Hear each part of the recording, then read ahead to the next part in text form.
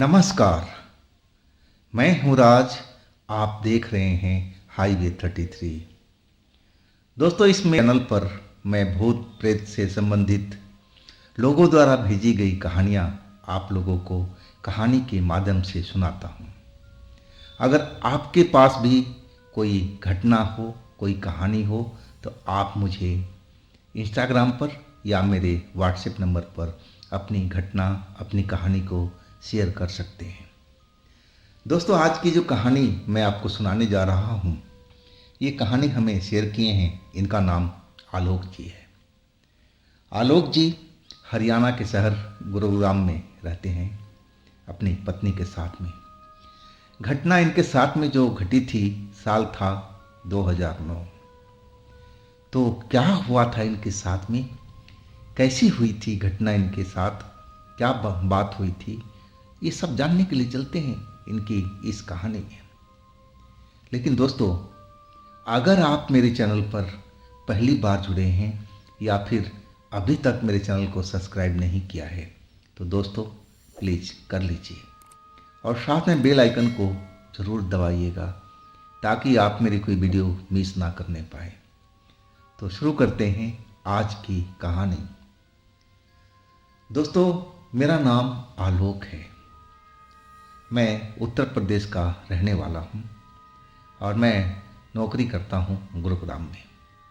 साल थी 2009।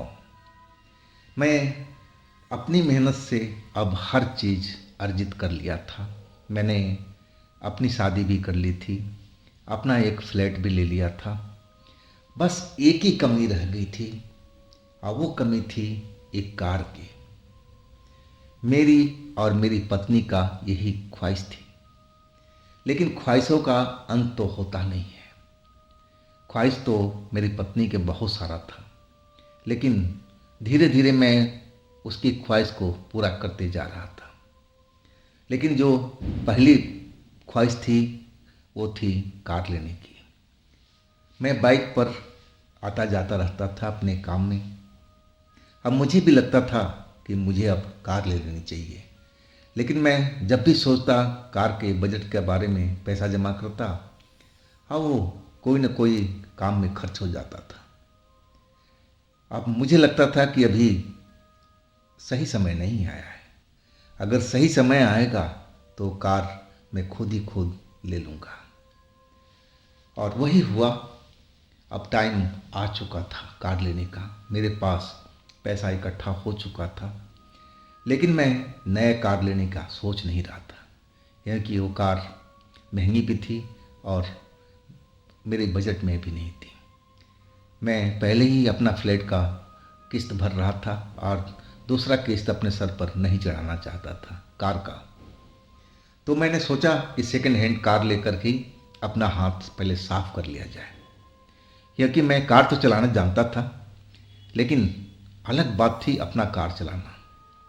अब मैं चाहता था कि सेकंड हैंड कार लेकर के अपना हाथ साफ कर ले, इसके बाद अपने पत्नी को भी हाथ साफ करवा दें, ताकि दोनों जने हम कार में मास्टरी कर लें। अब फिर उचित समय देकर इस कार को निकाल देंगे और नई कार ले लेंगे। तब तक हमारे पास पैसा भी इकट्ठा हो जाएगा। यही प्लान था हम दोनों का, पति पत्नी का। अब फिर जब पैसा मेरे पास में आ गया तो मैं कार की तलाश शुरू कर दिया। मैं अपने दोस्तों से भी बोल रखा था, डीलरों से भी संपर्क किया था, लेकिन जो डीलर दिखा रहे थे वो कार में मुझे मज़ा नहीं आ रहा था। दोस्त भी दिखा रहे थे, लेकिन वो बजट से बाहर थी। और आखिरकार एक कार मुझे डीलर द्वारा दिखाई गई थी। वो कार मुझे पसंद आ गई। कार ज़्यादा टाइम चली नहीं थी और ना जाने उसका मालिक क्यों बेचना चाह रहा था। मैं उस डीलर से भी पूछा कि भाई, कार तो बिल्कुल ब्रांड न्यू लग रही है, तो ये इसके मालिक क्यों बेच रहे हैं। अब डीलर कहने लगा कि बाबू, पैसे की ज़रूरत किसको नहीं होती है। आप आज ही आप कार खरीदते हो, कल आपके घर पर कुछ, भगवान न करे, कुछ हादसा हो जाए, कोई बात हो जाए, तो कार तो बेचोगे ना। घर बेचोगे, कार बेचोगे, जो चीज़ है आपके पास वो तो बेचोगे ही। वही इस मालिक के साथ में हुआ था। कार तो ले लिया था, लेकिन अब आखिरकार उसको पैसे की ज़रूरत पड़ गई थी, इसलिए वो कार अब बेच रहा है। बात मेरे समझ में तो आ गई थी कि आखिर जिस इंसान ने कार लिया था अपनी शौक के लिए, अपनी ज़रूरत के लिए, अब शायद उसको पैसे की तंगी आ चुकी है, इसीलिए अपना वो कार बेच रहा है। मैं अपनी कार पत्नी को भी दिखाया। हम 2 बार जाकर के उस कार को देखे और कार तो जैसे मेरे मन माफी की थी। कार जैसे मुझे कह रही थी कि अपने घर ले चलो, अपने घर ले चलो। मेरी पत्नी तो उस कार को देख करके बहुत खुश थी। रंग भी उसका उसके माफिक था और आखिरकार सौदा हमारा तय हो गया और कार को हमने कैश में ही खरीद लिया था। अब कार लेकर के पहली बार हम अपने घर पहुंचे थे। हमारा जो पार्किंग था, बड़े संभाल करके मैं उस पार्किंग में अपनी कार को लगाया था, वो भी शाम के टाइम में। और फिर हम सोचे कि अब पूजा पाठ इसका कल ही करवा लेंगे, क्योंकि अब रात होने जा रही थी। इस वक्त में कहाँ से मैं पंडित जी को बुलाऊं, कौन से मंदिर पर जाऊं। मैं थोड़ा थक गया था। अब सोचा कि चलो अब पूजा पाठ है, सुबह ही करा लेंगे। अब फिर हम अपने फ्लैट में आ गए थे। अब कार का खुशी तो थी।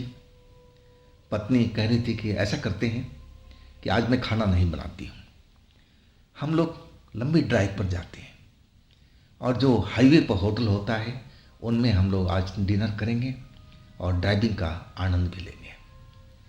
लेकिन मैं थका हुआ था और मैं कहने लगा अपना पत्नी से कि देख भाई, मैं थका हुआ हूँ और आज तो मैं जा नहीं पाऊँगा, मुझे माफ़ करो। लेकिन वो रूठ गई। वो कहने लगी क्या फ़ायदा हुआ कार खरीद करके, जब गैरेज में ही कार रखना है तो चलो कोई बात नहीं। अब वो तो रूठ तो गई थी, अब मनाना भी तो था। अब फिर मैंने अपने मन को तैयार किया कि चलो पत्नी कह रही है तो एक बार चलते हैं, उसको भी घुमा देंगे, कार की आजमाइश भी हो जाएगी। अगर कार में कोई कमी बेसी होगी तो वो भी पता लग जाएगा। अब पूजा तो सुबह करा ही देंगे, चलो निकलते हैं। अब हम दोनों अब निकले। पत्नी सज धज के अपना रेडी हो चुकी थी और हम आखिरकार पार्किंग में पहुंचे। जब पार्किंग में पहुंच करके अपने कार को गेट खोला तो उसमें एक अलग सी खुशबू आ रही थी, जबकि उसमें कोई हमने परफ्यूम डाला नहीं था, ना ऐसी कोई चीज़ रखा था जिससे कोई सुगंध निकले। लेकिन उसमें सुगंध मुझे महसूस हो रही थी। पत्नी भी कहने लगी कि आपने कोई स्प्रे किया है, कोई खुशबू वगैरह डाला है क्या कार में। मैंने बोला नहीं, हम तो तुम्हारे साथी थे जब से कार लेके आए हैं। और हम आपस में बात करने लगे। फिर कहने लगे कि हो सकता है, चलो कोई बड़ी बात नहीं है, कार में होगा और उसी का खुशबू आ रहा होगा, कल हम इसको चेक कराएंगे। अब फिर हम दोनों बात ख़त्म कर दी है, कार में बैठे और चल पड़े शहर की बाहर की ओर। धीरे धीरे धीरे मैं कार चला रहा था और मैं नहीं चाहता था कि मेरी कार को नुकसान हो। मैं नया था, अपनी कार का ड्राइविंग कर रहा था और धीरे धीरे चलाते हुए मैं बाईपास पर पहुंच गया था। अब रात का करीब 10 से ऊपर का टाइम हो गया था। अब मैं जब चौड़ा रोड देखा बाईपास का तो अपने आप को काबू में नहीं रह पाया। अब मैं अपनी कार का स्पीड बढ़ाना शुरू कर दिया। मुझे लगा कि अगर धीरे धीरे चलाऊंगा तो मैं पक्का ड्राइवर तो बन नहीं पाऊंगा कार का। अब फिर मैं तो स्पीड एकदम बढ़ाता रहा। कार चलाने में मज़ा भी आ रहा था। कार तो मक्खन की तरह चल रही थी, जैसे उसमें पंख लगे हों, बिना आवाज़ के। अब मेरी पत्नी भी खुश थी, मुस्कुरा रही थी, हम लोग बात भी कर रहे थे, चलते चले जा रहे थे। हम लोग कब शहर को पीछे छोड़ दिया पता ही नहीं चला, वैसी खुशी ही थी। हम शहर से बाहर अब निकल चुके थे। शहर तो काफ़ी पीछे छूट चुका था। अब जो रोड पर जो गाड़ियाँ चल रही थी धीरे धीरे अब वो कम होने लगी थी। कहा जाए तो अब बहुत ही ट्रैफिक रोड पर कम हो चुका था। अब फिर मेरी पत्नी चौंकती हुई कहने लगी कि अरे हम लोग तो लग रहा है काफ़ी दूर निकल आए हैं। अब चलो किसी होटल में पहले खाना खाते हैं और इसके बाद हम अपने घर चलते हैं। अब भूख तो मुझे भी लग रही थी। अब फिर हमने कार वापसी के लिए मोड़ लिया। कार बिल्कुल परफेक्ट थी, कोई भी कमी उसमें महसूस नहीं हो रहा था। हर चीज़ अपनी जगह पर बिल्कुल कंप्लीट थी। हमें तो किसी सर्विस स्टेशन में ले जाने का भी ज़रूरत नहीं थी अभी फ़िलहाल।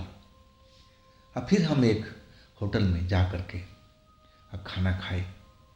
अब खाना खाने के बाद निकले तो रात तो काफ़ी हो चुकी थी।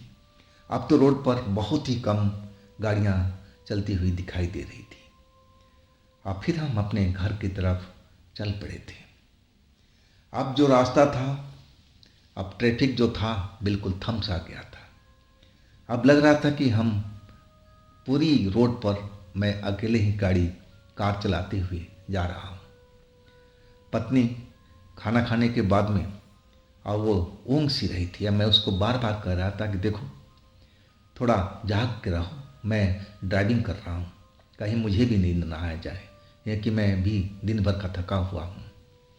मेरी बात सुनकर के पत्नी कहने लगी ऐसा क्या है कि मैं सोऊंगी तो आप भी सो जाओगे। यानी भाई ऐसा ही होता है, ऐसा ही होता है, तुम जाग जाओ। अब फिर वो अपनी आंखें खोल करके गुस्से में बैठ गई थी। चलो अब चलाओ, तेज चलाओ गाड़ी को। हम ऐसी जगह पर पहुंच गए थे जहां जंगल, झाड़ियां, ऐसा सब कुछ दिखाई दे रहा था। खेत थे, क्योंकि आसपास में कोई बस्ती, कोई गांव, कोई दुकान ऐसी चीज़ थी ही नहीं। वो रास्ता बिल्कुल अब खाली खाली सा था, एकदम वीराने की तरह लग रहा था। और अचानक जो हमारी गाड़ी बिना आवाज़ के चल रही थी और उसके इंजन में घड़घड़ाहट होने लगी। और घड़घड़ाहट क्या हुई, कुछ ही दूर चली और गाड़ी रुक गई। अब तो मैं नया ड्राइवर, मुझे तो आइडिया भी नहीं था कि आखिर मेरे गाड़ी में क्या हुआ है, ये आवाज़ किस चीज़ की थी और गाड़ी रुक क्यों गई। अब मैं अपना गाड़ी से बाहर निकला ताकि देखूं कि आखिर हुआ क्या है, और मेरी पत्नी भी बाहर निकल गई। हम दोनों देखने लगे झुक करके कि आखिर आवाज़ किस चीज़ की थी, क्यों मेरी गाड़ी बंद हुई। बोनट भी खोला, इंजन भी देखने लगा, लेकिन कुछ भी समझ में नहीं आ रहा था। मुझे तो लग रहा था कि हर चीज़ अपनी जगह पर बिल्कुल मौजूद है, तो आखिर ये गाड़ी क्यों रुक गई। हाँ, मैं फिर अपनी गाड़ी में जाकर के गाड़ी स्टार्ट करने लगा, लेकिन गाड़ी तो स्टार्ट होने की अब नाम ही नहीं ले रही थी। लग रहा था कि बैटरी पूरा का पूरा ख़त्म हो गया, सेल्फ ले ही नहीं रही थी। ऐसा कैसे हो सकता है, बैटरी देखने में बिल्कुल नई लग रही थी। और वो डीलर भी बोला था कि बैटरी भी आपकी बहुत बढ़िया है, अभी बहुत दिन चलेगी, कोई भी बदलने की ज़रूरत नहीं है। टायर भी आपके सब के सब सही हैं, तो टायर भी अभी कोई बदलने की ज़रूरत नहीं है। तो आखिर हुआ तो क्या हुआ। अब दोनों जने हम एक दूसरे की तरफ देख रहे थे। अंधेरी रात, ऊपर से खाली जगह, सुनसान रोड, आसपास में कोई बस्ती नहीं, कोई गांव नहीं, कोई दुकान नहीं। अब हम तो ऐसी जगह पर आकर के फंसे थे कि वहाँ से मदद मिलना ही मुश्किल था। मेरी पत्नी अब कहने लगी कि तुम देखो सही क्या हुआ है, इंजन में क्यों नहीं स्टार्ट हो रहा है। अब मैं अपनी पत्नी को समझाने लगा, देखो मैं नया आदमी हूँ कार के लिए, बाइक होता तो मैं संभल भी जाता, कुछ देख भी लेता, लेकिन इसके बारे में मुझे कोई ज़्यादा नॉलेज नहीं है। मैं इतना ही देख रहा हूँ कि बैटरी इसका बिल्कुल सही है, और तुम कहती हो तो मैं थोड़ा हिला डुला करके देख लेता हूँ। और वही हमने किया, लेकिन अभी भी मेरी जो कार थी स्टार्ट नहीं हो रही थी। मुझे लगा कि अब उसी डीलर से मुझे मदद लेनी चाहिए। मैं अब फ़ोन करने का सोचने लगा था कि उसको फ़ोन मिलाऊं और उससे जानकारी लूं कि आखिर मेरी गाड़ी में क्या हुआ है और कैसे हम गाड़ी को स्टार्ट कर पाएंगे, कैसे हम शहर अपने लौट पाएंगे। और अभी हमने सोचा ही था मैंने, तभी मेरी जो पत्नी खड़ी थी बाहर में और उसके पास में एक काला साया मुझे दिखाई देने लगा था। वो साल जो साया था पहले तो धुंधला धुंधला नजर आया, मुझे लगा कि ऐसे ही कोई परछाई सी है, लेकिन वो जब धीरे धीरे धीरे धीरे एक औरत का रूप लेता गया, उसके बड़े बड़े बाल लहरा रहे थे और जस्ट मेरी वो पत्नी के पीछे ही, अब पत्नी मेरे से बातचीत कर रही थी, उसको भी नहीं पता कि उसके पीछे कौन खड़ी है और वो कौन है। अब मैं जब ध्यान से देखा तो मैं तो देख करके दहल गया। अब मैं अपनी पत्नी को चिल्ला के बोला कि तुम पीछे देखो, तुम्हारे पीछे कौन है। यही कहना शायद मेरे लिए और मेरी पत्नी के लिए गलत हो गया था। और वो पत्नी मेरी मुड़ी और जैसे ही उसने साये को देखा, उस लड़की को जो उसके पीछे खड़ी थी, अब वो अपने रंग ढंग में आ गई थी। धुंधली से अब साफ तस्वीर उसकी दिखाई देने लगी थी। देखने में 25-30 साल की वो लड़की लग रही थी। सफ़ेद कपड़ा उसके शरीर पर झिलमिला रहा था, आँखों में एक अजीब सी रोशनी निकल रही थी। और वो जैसे ही मेरी पत्नी मुड़ी और वो तो चीख मार दिया, डर के कांप गई। एक ही बार उसने चीखा था और जैसे लगा कि वो अब मर जाएगी, बेहोश हो जाएगी, गिर जाएगी। और जैसे वो तो एकदम खड़ी की खड़ी रह गई थी, जैसे वो मूर्ति बन चुकी है। ना वो चीख रही थी, ना हिल रही थी, ना डूल रही थी। जहाँ थी खड़ी, जिस पोजीशन में, वैसे ही खड़ी की खड़ी रह गई थी। और वो पीछे जो लड़की थी, अब मेरी पत्नी को उसने पकड़ लिया था अपनी दोनों हाथों से। अब मैं वो देख करके कांप गया था कि हे भगवान, ये कौन है? ये मेरी पत्नी को क्यों इसने पकड़ लिया है? ये हमारी पत्नी को अब क्या करेगी? मैं एकदम डर गया था, मेरी भी हालत ख़राब था। अब मैं नहीं चाहता था कि मेरी पत्नी का कोई नुकसान हो। अब मैं उसकी तरफ आगे बढ़ने लगा। मैं डांटते जा रहा था उसको कि तुम मेरी पत्नी को छोड़ दो, पीछे हट जाओ, पीछे हट जाओ। तुम हो कौन? तुम हो कौन? मेरी पत्नी को तुमने क्या किया? उसको क्या हो गया है? जो मेरे मन में आ रहा था मैं बोलता चला जा रहा था। मैं बिल्कुल नहीं डर रहा था उस टाइम। मेरी जब पत्नी के ऊपर में ये सब हुआ था, ना जाने मेरे में कहाँ से ऐसी शक्ति आ गई थी और मैं बिल्कुल नहीं डर रहा था। मैं उसके पास पहुंच गया था। अब मैं उसको धमका रहा था कि तुम मेरी पत्नी को छोड़ दो, तुम हट जाओ, पीछे हट जाओ। इतना तो मैं जान गया था कि जो पीछे मेरी खड़ी थी, वो मेरी पत्नी को पकड़ रखी है, वो कोई साधारण लड़की नहीं है, ना वो हो सकती है। वो ज़रूर कोई आत्मा है, कोई चुड़ैल है या कुछ और है। लेकिन मैं बिल्कुल नहीं उस टाइम डरा था पत्नी को ये हालात देख करके। अब मैं अपने पत्नी के पास पहुंच गया और जैसे ही मैं अपने पत्नी को छूना चाहा, उसके बाजू को, तभी वो लड़की अपने लंबे हाथ कर दिए थी। अब मुझे अपने हाथों से तेज धक्का दिया था कि मैं ज़मीन पर जा गिरा था। अब फिर वो लड़की हंसने लगी। बहुत ही भारी भयानक आवाज़ थी। मुझे लगने लगा कि अब हम दोनों मारे जाएंगे। ये चुड़ैल है, इसका काम ही है लोगों को मारना है। मैं अब जो डर नहीं रहा था ना, अब मेरे शरीर में डर कायम हो गया था। पूरा शरीर में कंपकपी होने लगी थी। मौत मेरे सर पर अब लगा कि मंडरा रही है। मैं डर से अब कांप रहा था। मैं बहुत देर के बाद ज़मीन से उठा था। उठने का हिम्मत करता तो लगता कि जैसे शरीर में कमजोरी सी आ गई हो, मैं उठ नहीं पा रहा हूँ। ऐसे ही मेरी हालत हो चुकी थी उस वक्त में। वो लड़की मेरी पत्नी का हाथ पकड़े अंधेरे की तरफ ले जाने लगी थी। मैं चाह करके भी नहीं उठ पा रहा था, उठने की कोशिश कर रहा था, लेकिन डर ऐसी मेरे शरीर में फैला हुआ था कि मैं बिल्कुल खड़ा नहीं हो पा रहा था। खड़ा होता और बैठ जाता। मैं अब क्या करूं ना करूं कुछ भी समझ में नहीं आ रहा था, क्योंकि मैं देख लिया था अपनी पत्नी को बचाने की हालत में उस लड़की ने मेरा क्या हाल किया था। और अभी मैं वहीं पर सोच ही रहा था, और तभी मेरे कार का जैसे पिछला गेट खुला, खटाक से आवाज़ आई। और जैसे ही आवाज़ आई मैं देख रहा हूँ कि उसमें से भी एक साया निकला। वो साया भी एक लड़के जैसा मुझे दिखाई दे रहा था, जेंट्स की तरह में। और वो पहले मेरे कार पर इधर उधर उसने देखना शुरू किया।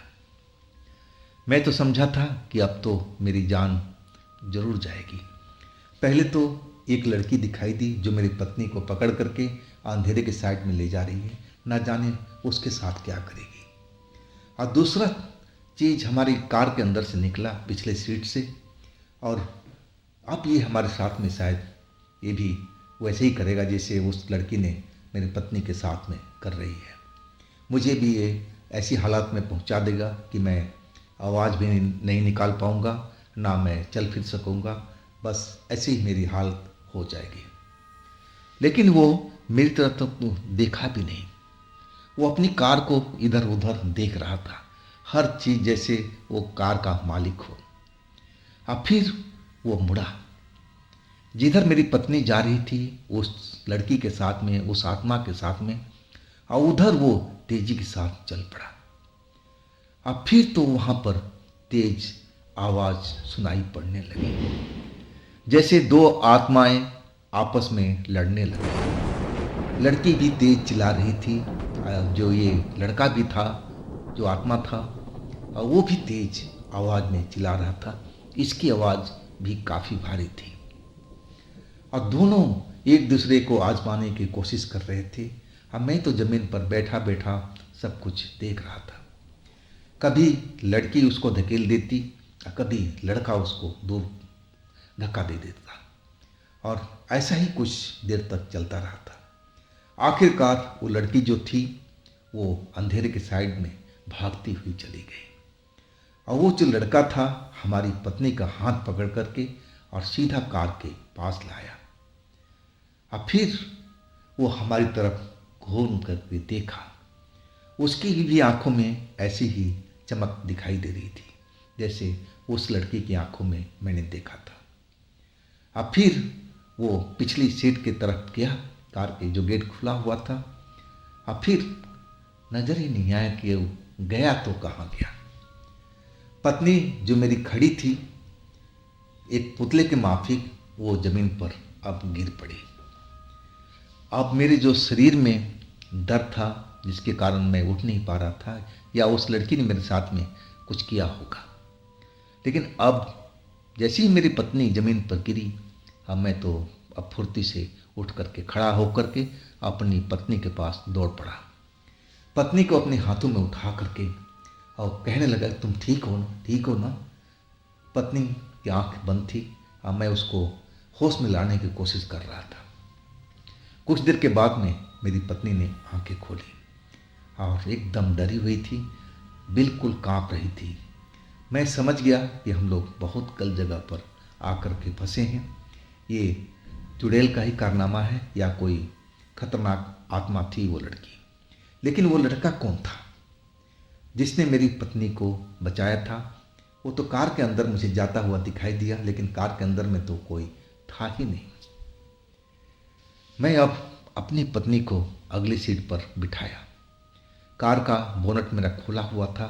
मैं एक लास्ट कोशिश करना चाहता था कि देखूं कि शायद कार मेरी स्टार्ट हो जाए, और वही मैंने भगवान का नाम ले करके कार स्टार्ट करना चाहा। कार तो मक्खन की तरह स्टार्ट हो गई थी। मुझे अब समझ में थोड़ा बहुत तो आ चुका था कि सारी कारनामा उस लड़की का था। उसी ने हमारी कार को रोका था, कार को खराब किया था। नहीं तो कार में हमारी कोई कमी तो थी ही नहीं। अब फिर मैंने बोनट बंद करके जल्दी से उस जगह से अपनी गाड़ी को शहर की तरफ दौड़ा दिया था। मैं पीछे भी मुड़ मुड़ करके देखता था कि हमारी कार के अंदर में जो लड़का गया था क्या अभी भी उसके अंदर है क्या, लेकिन उस सीट तो हमारी बिल्कुल खाली था। मुझे तो बिल्कुल एहसास भी नहीं हुआ था कि उस गाड़ी के अंदर में कोई बैठा हुआ है। और आखिरकार हम अपने घर लौट आए। काफ़ी रात हुई थी और जैसे तैसे हम अपने फ्लैट में गए थे। अब तो हम उस रात को समझ सकते थे कि हमारे साथ में क्या हुआ था। अब फ्लैट में पहुंच करके अब जैसे हमने चैन का सांस लिया था। सारी रात तो डर डर करके निकली थी। उस घटना को तो हम भूल ही नहीं पा रहे थे, लेकिन अब थोड़ा राहत अपने घर में ज़रूर मिली थी। अपना घर तो अपना ही होता है। अब मेरी पत्नी जो पूजा पाठ करती थी और उसने मंदिर में भी जा कर के प्रार्थना करना शुरू कर दिया था और ऐसे ही हमारी रात पूरी की पूरी निकल गई थी। सुबह में हमें तगड़ी नींद आई। दोनों जने हम लोग सो गए थे। अब जब नींद खुली तो दोपहर के 12 बज रहे थे। हम दोनों घटना से बिल्कुल डरे हुए थे और समझ नहीं आ रहा था कि आखिर हमारे साथ में क्या हुआ है। हमें कुछ किसी के पास जाना चाहिए, किसी को बताना चाहिए इस घटना के बारे में, लेकिन हमने दोनों ने फैसला किया कि नहीं, कोई फ़ायदा नहीं। अब जो हो गया बात बीत गई, उसी को ख़त्म करते हैं।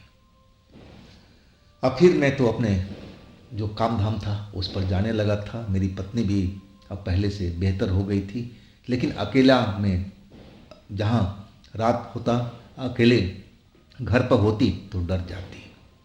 लेकिन मैं कोशिश करता था कि उसको अकेले ना छोड़ूं और उसके लिए भी मैंने प्रबंध कर लिया था।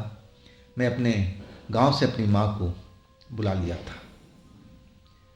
लेकिन एक चीज़ मुझे समझ नहीं आ रही थी कि हम कार को पार्किंग में खड़ा करते थे और उसमें कोई सेंट स्प्रे नहीं होता था, लेकिन जब भी मैं सुबह में दरवाज़ा खोलता तो उसमें से एक खुशबू की झोंका ज़रूर निकलता था और इसके बाद वो कार बिल्कुल सामान्य हो जाती थी। और वो कार मेरे पास में 1 साल तक रही थी। उसके बाद में ऐसी कोई विशेष घटना नहीं हुई थी। मुझे भी नहीं लगा था कि हमारे कार में कोई आत्मा का वास है या फिर ऐसा कुछ है। लेकिन उस रात को जिस दिन मेरे साथ में वो घटना हुई थी और कार का दरवाज़ा खुला था और उसमें से एक युवक को मैं निकलते हुए देखा था। तो क्या वो युवक इसी कार का मालिक था? क्या वो कोई और था? लेकिन इसकी जानकारी मुझे नहीं मिल पाई। मैं उस डीलर से भी बात किया था इस बारे में। अब पूरी घटना को उसको मैंने बताया था। वो घटना सुनकर भी वो डर गया था। वो कहने लगा कि नहीं बाबू, इसमें जो कार का मालिक है वो तो कार अपने शौक के लिए खरीदा था और वो तो जीवित है। चाहो तो आपको चल के मिलवा सकता हूँ, क्योंकि जीवित आदमी कहाँ कोई भूत बन सकता है। आपका सोचना बिल्कुल गलत है। तो आखिर कौन था मेरे कार के अंदर में जो उस रात मेरी मदद किया था? कोई देवी, कोई देवता या फिर कोई और? तो दोस्तों, ये थी आलोक जी की अपनी आत्म कहानी। अगर आपके पास भी ऐसी कोई घटना है जो आप मुझे बताना चाहते हैं तो आप मुझे इंस्टाग्राम पर या मेरे व्हाट्सएप नंबर पर अपनी कहानी को शेयर कर सकते हैं। और दोस्तों, ये भी चैनल आप ही का है, तो आप इसको भी अपना प्यार दीजिए, लाइक कीजिए, सब्सक्राइब कीजिए, शेयर कीजिए। और फिर हम मिलते हैं ऐसे ही रोचक कहानियों में। आप अपना ध्यान रखिएगा। नमस्कार।